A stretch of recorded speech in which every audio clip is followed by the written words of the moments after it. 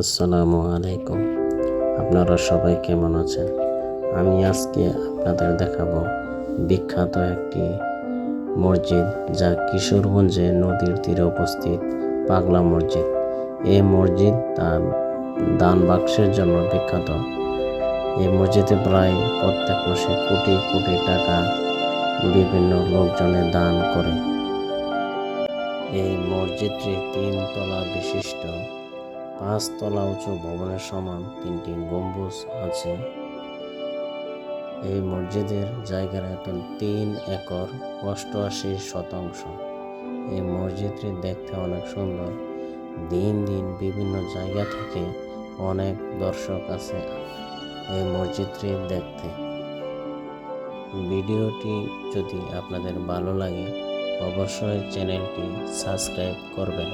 Thank you.